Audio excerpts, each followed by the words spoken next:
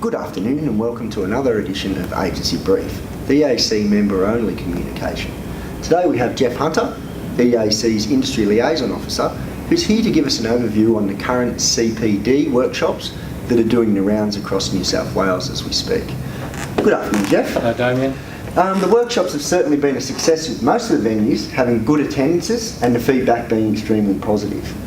Can you tell us a little bit more about the commercial and retail leasing management workshop and what attendees can expect to learn in this 4-hour session? Thanks, Damien. That's a really interesting one, because what started with a course that we thought was more focused on simple commercial, because that's what the majority of agents were doing, has really enlarged into something that's quite more comprehensive. What we discovered was that the distinction between commercial and retail was causing some difficulties for practitioners, particularly those that weren't experienced in depth within the retail environment. They weren't aware that the rules were so comprehensive. Yeah. And whilst it's not rocket science, once you've got the discipline and the procedures down, it's quite easy. Yeah. But it does take a little bit of establishing. So we've now got the focus at 50-50 on retail and commercial, so that the distinction between the two is quite clear, and practitioners will do the session understanding exactly when a retail lease applies and when a commercial lease applies. The other thing that we came up that we were quite surprised about was the dealing with the recovery of outgoings from tenants and the application of GST to those outgoings. Even though the owner had paid GST originally, tenants have now got to pay the owner's GST in a different calculation.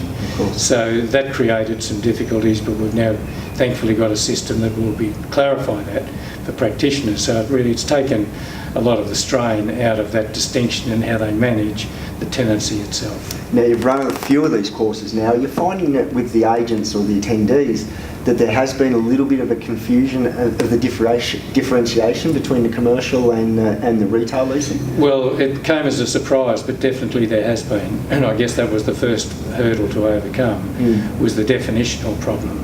And it's not really, if it fits the definition of retail, then that's quite clear.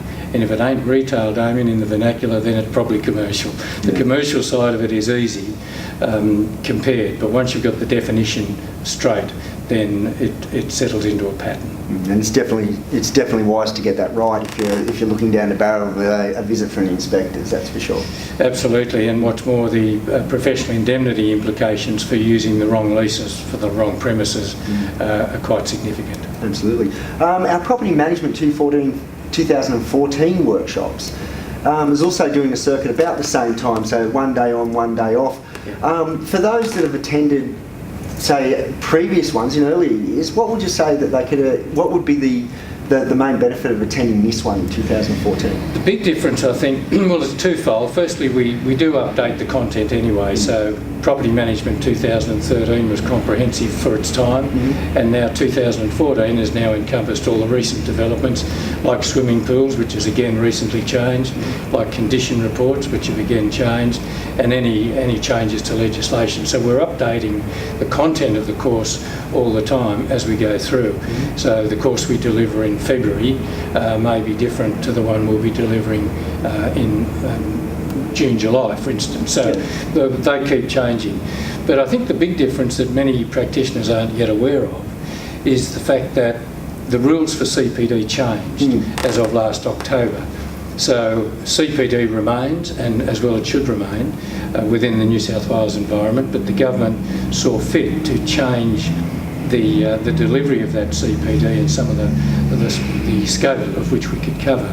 So EAC as a recognised industry body can now deliver CPD in the same format, 4 hours, 12 points, but without assessment. So it means that we can also relate the content more to the day-to-day practice issues than having to relate it to a scope of a licensing topic or some other module.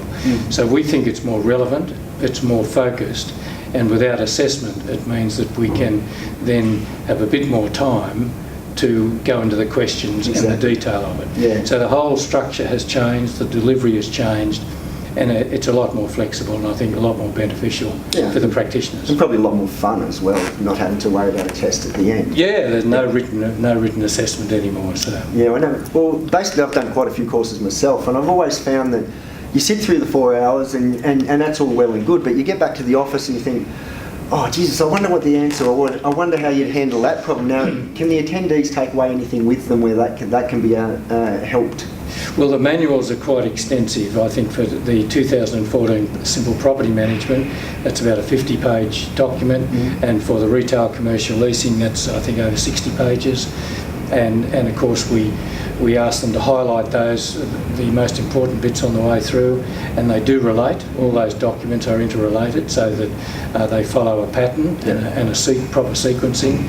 And most importantly, of course, the trainees and our members can ring our helpline. Of course. And for those that come through the training that aren't members, well, we can support them in regards to the issues that were raised at the training. So if there's confusion over it, then they're at liberty to give me a call. Absolutely.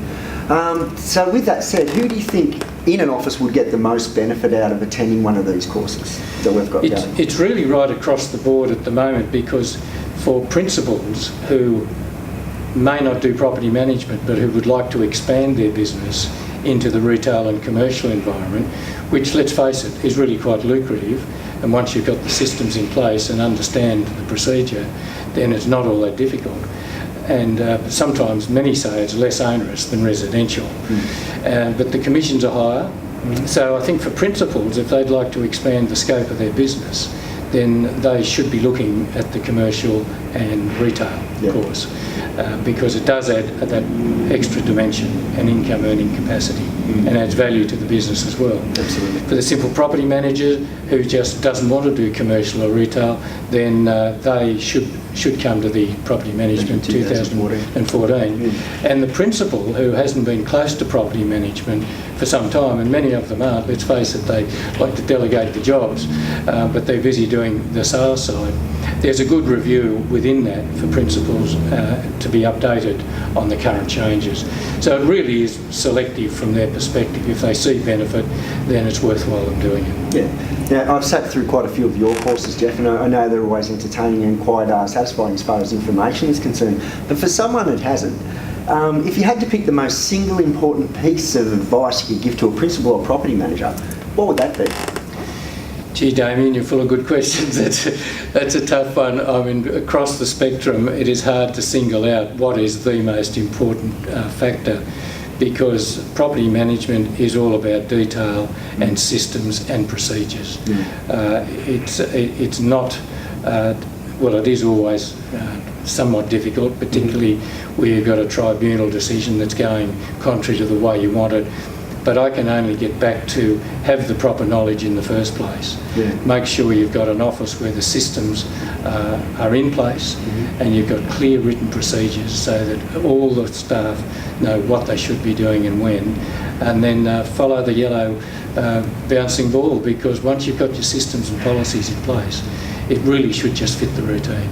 But it's getting that established. I can imagine there might be some of our members sitting out there and saying, oh, I'm not sure if how relevant or how up-to-date our systems and procedures are. Is there anything that a EAC or as a training organisation we can offer those officers to make sure that everything is in place? Well, I think the first step is to look at whether they do comply. And if they don't comply, then they need to have another look at that, and we can assist them with the compliance review. So that's one aspect of it, which will give them the compliance insofar as the regulations and the legislation is concerned, and the documents they should have in place and the basic system that they should be using to achieve those outcomes. Beyond that, there are so many different systems out there, and some of the franchise groups have their own, and some of the software providers have created their own internal systems, and most of which are perfectly valid. And we wouldn't seek to want to change those. All we can do is augment them by making sure that the input is correct, and that's the way I think it should follow. And if officers are unsure, they can always give our agency helpline, our agency practice helpline, and call them 1300 137 161, and that'll go through to Geoff. And if you have any questions as a member, I'm sure Geoff will only be too happy to answer those. Thanks, Geoff, for the roundup. Registration for anyone that hasn't done the course, especially property managers or principals, don't hesitate to go to the EAC homepage, eac.com homepage, look for CPD calendar, click on that link, it'll take you through to where they all are. Now I know there's some coming up on the 7th of May in Foster and the 8th of May in Port Macquarie, so if you're in that mid-north coast area or Hunter area even, make sure you jump on and get into those. And I know there's one on the 11th of June in Sydney down here at Rose Hill.